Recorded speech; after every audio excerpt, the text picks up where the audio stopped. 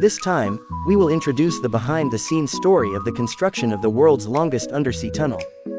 Flanked by two powerful European nations, the English Channel has long been one of the world's most important maritime passages. Yet for most of its history, the channel's rocky shores and stormy weather made crossing a dangerous prospect. Engineers of the early 1800s proposed numerous plans for spanning the 33-kilometer gap. Their designs included artificial islands linked by bridges, submerged tubes suspended from floating platforms, and an underwater passage more than twice the length of any existing tunnel.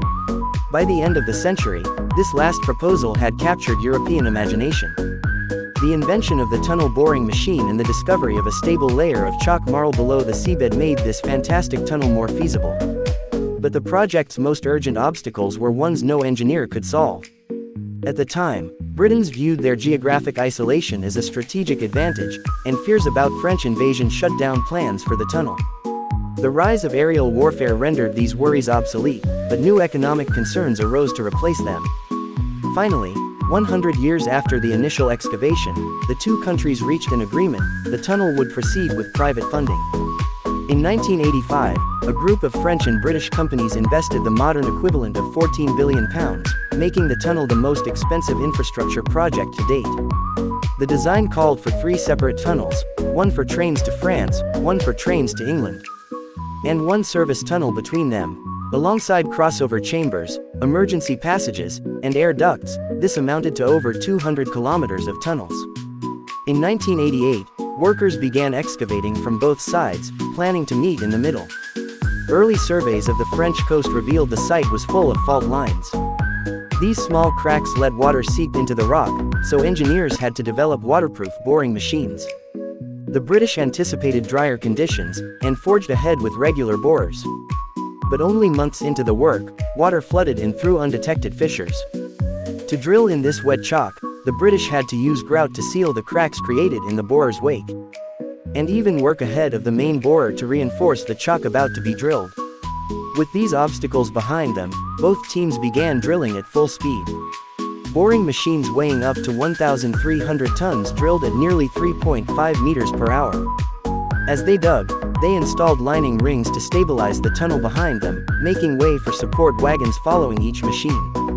Even at top speed, work had to proceed carefully. The chalk layer followed a winding path between unstable rock and clay, punctured by over 100 boring holes made by previous surveyors. Furthermore, both teams had to constantly check their coordinates to ensure they were on track to meet within 2 centimeters of each other.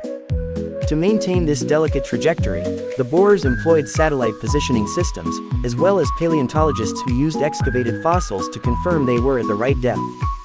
During construction, the project employed over 13,000 people and cost the lives of 10 workers. But after 2.5 years of tunneling, the two sides finally made contact. British worker Graham Fagg emerged on the French side, becoming the first human to cross the channel by land since the Ice Age. There was still work to be done, from installing crossover chambers and pumping stations, to laying over 100 miles of tracks, cables, and sensors. But on May 6, 1994, an opening ceremony marked the tunnel's completion. Full public service began 16 months later, with trains for passengers and rail shuttles for cars and trucks. Today, the Channel Tunnel services over 20 million passengers a year, transporting riders across the channel in just 35 minutes. Unfortunately, not everyone has the privilege of making this trip legally. Thousands of refugees have tried to enter Britain through the tunnel in sometimes fatal attempts. These tragedies have transformed the tunnel's southern entrance into an ongoing site of conflict. Hopefully, the structure's history can serve as a reminder that humanity is at their best when breaking down barriers.